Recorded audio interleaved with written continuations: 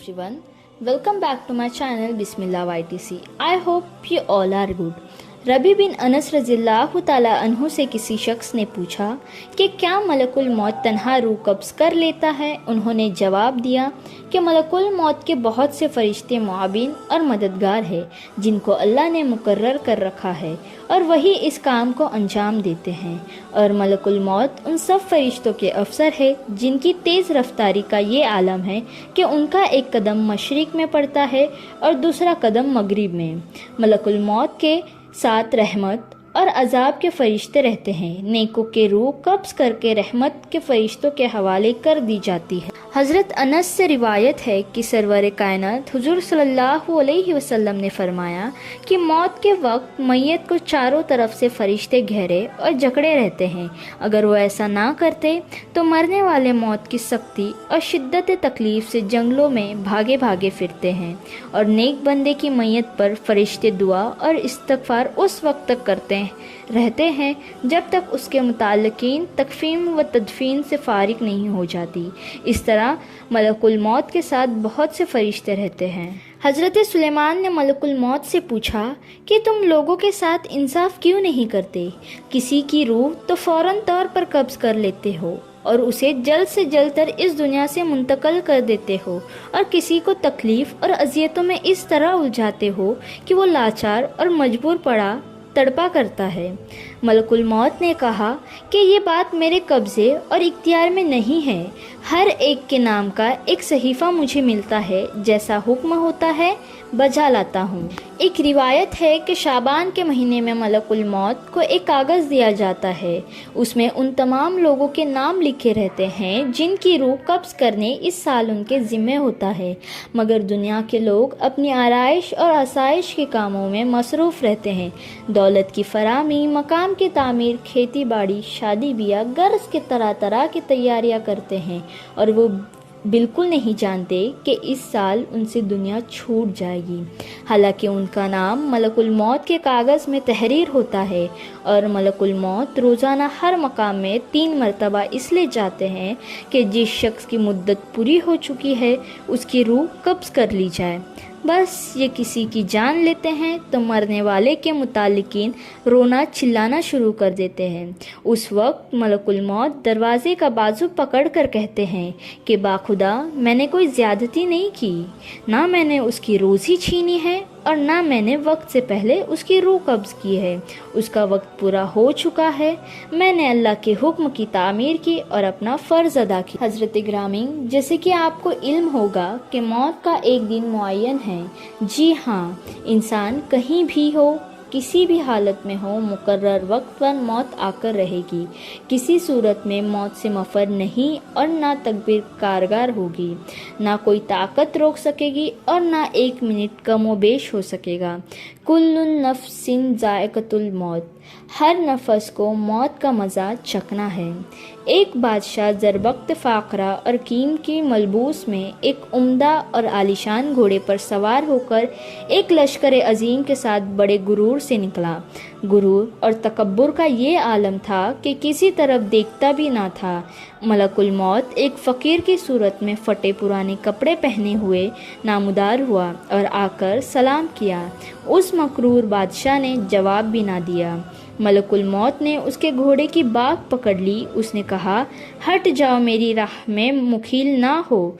मलकुल मौत ने कहा, ए बादशाह, मुझे तो तुझसे कुछ कहना है। उसने कहा, ठहर जाओ, मुझे घोड़े से उतरने दे, फिर जो बात होगी बयान करना। मलकुल मौत ने कहा, नहीं, मैं तो अभी कहूँगा। बादशाह ने झुक कर कहा, अच्छा कहो। फ़कीर ने चुपके से उसके कान में कह दिया कि मैं मलकुल मौत हूँ और इसलिए आया हूँ कि इसी वक्त तेरी रूह कब्ज़ करूँ। ये सुनकर बादशाह का रंग मुतवय्यर हो गया और ज़बान गुम हो गई। मुश्किल से बोला कि मुझे इतनी मोहलत दो कि घर जाकर अपने फ़र्जंद से कहा, हरगिज़ नहीं। उसी वक्त उसकी रूह निकाल ली और वो घोड़े से गिर गया। दोस्तों, जहाँ की खाक होती है वहीं की मुतफ़ैन भी होती है। इस सिलसिले में چند روایت ہیں۔ ایک روایت کے مطابق حضرت عبداللہ ابن عمر رضی اللہ عنہ فرماتے ہیں کہ مدینہ منورہ میں ایک حبشی کا انتقال ہوا تو سرور کائنات حضور صلی اللہ علیہ وسلم نے فرمایا کہ دیکھو، یہ حبشی مدینے کی مٹی سے پیدا ہوا تھا اور مدینے میں ہی وفات پائی۔ حضرت عبداللہ ابن مسعود رضی اللہ عنہ کہتے ہیں کہ عورت کے رحم پر ایک فرشتے اس کام کے لیے مقرر ہوتا ہے کہ وہ انسانی نطفے کے بارے میں خدا سے پوچھتا ہے کہ نطفہ تکلیف کے قابل ہے بھی یا نہیں، اور اگر خدا کی طرف سے حکم ملتا ہے کہ تکلیف کے قابل ہے تو وہ اللہ تعالیٰ سے اس کے رزق اور عمر کی تفصیل دریافت کرتا ہے۔ ارشاد باری ہوتا ہے کہ لوح محفوظ میں دیکھو، لوح محفوظ میں تمام تفصیلات دیکھنے کے بعد وہ فرشتے اس جگہ کی تھوڑی مٹی جہاں وہ مرنے کے بعد دفن ہوگا اس کی نطفے ملا کر حامر کرتا ہے۔ حضور اکرم صلی اللہ علیہ وسلم نے فرمایا کہ انسان کی تجویز میں جہاں کی خاک ہوتی ہے وہاں جانے کی قدرتی طور پر اس کا ضرورت پیش ہوتی ہے۔ ایک روایت ہے کہ ملک الموت ایک روز حضرت سلیمان علیہ السلام کے پاس گئی۔ وہاں انہوں نے ان کے ایک مصاحب کو تیز نظروں سے اس طرح گھور کر دیکھا تو اس نے حضرت سے دریافت کیا، یہ شخص کون تھا جس نے مجھے اس طرح گھور کر دیکھا؟ انہوں نے فرمایا کہ ملک الموت تھے۔ اس مصاحب نے کہا، کیسے معلوم ہوتا ہے کہ یہ میری روح قبض کریں گے؟ آپ ہوا کو حکم دیجئے کہ وہ مجھے سرزمین ہند میں پہنچا دے تاکہ ملک الموت یہاں آئے تو مجھے نہ دیکھے۔ حضرت سلیمان نے حکم دیا اور اس شخص کو ہوا نے ہندوستان پہنچا دیا۔ پھر ملک الموت آئے تو آپ نے پوچھا کہ تم نے میرے مصاحب کو کیوں گھور کر دیکھا؟ تو ملک الموت نے کہا کہ حضرت، مجھے اللہ تعالیٰ کی طرف سے حکم ہوا تھا کہ اسی گھڑی ہندوستان میں اس شخص کی روح قبض کرو۔ وہ یہاں آپ کے پاس بیٹھا تھا۔ میں نے اس سے دیکھا اور سوچا کہ یہ ہندوستان اتنی جلدی کیسے پہنچے گا، لیکن جب میں وہاں گیا تو اسے بھی وہیں پایا اور میں نے اس کی روح قبض کی۔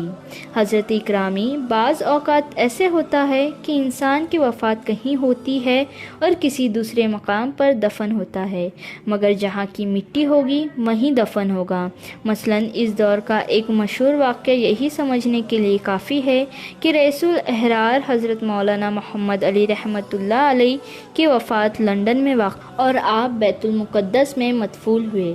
اسی طرح کی بہت سی مثالیں ملیں گی، اور جو لوگ دریا میں بہا دیے جاتے ہیں یا جلا دیے جاتے ہیں، پروردگار عالم ان کے مسک اور بکھرے ہوئے ذرات کو جمع کرنے کی قدرت رکھتا ہے، اور ممکن ہے کہ وہ ذرات زمین کے سپرد کر دیے جاتے ہیں۔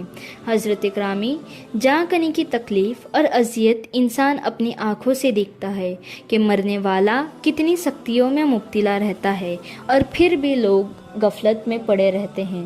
اگر ذرا بھی سمجھ سے کام لے تو یہی ان کی عبرت کے لیے کافی ہے۔ علماء ربانی اس بات پر متفق ہے کہ جاں کنی سے زیادہ سنگین کوئی درد نہیں۔ اگر انسان کے جسم کے ٹکڑے کر دیے جائے پھر بھی سکرات موت کی اذیت و تکلیف کے سامنے ہیچ ہے۔ شداد ابن اوس سے روایت ہے کہ اگر کوئی شخص آرے سے چیرا جائے یا دیگ میں بند کر پکایا جائے، جاں کنی میں اس سے بھی زیادہ تکلیف ہوتی ہے۔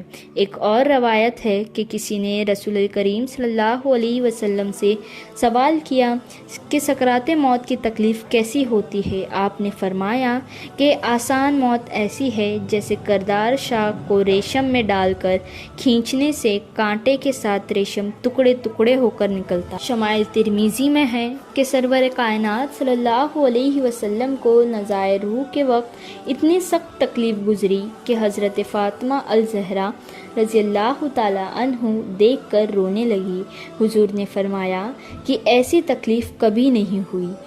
رسول اللہ صلی اللہ علیہ وسلم جاں کنی کے وقت فرماتے تھے، اے اللہ، تو محمد پر سکرات موت کو آسان کر دے۔ حضور اکرم صلی اللہ علیہ وسلم نے فرمایا، رضا کی تکلیف بندے مومن کے لیے گناہوں کا کفارہ بن جاتی ہے، اور کافر کو موت کے وقت ہی اس کے نیک اعمال کی جزا دے دی جاتی ہے۔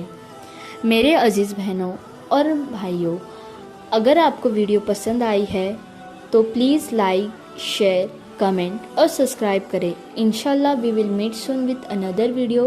So stay tuned with us. تب تک اللہ تعالیٰ ہمیں کہنے سننے سے زیادہ عمل کی توفیق عطا فرمائے. آمین.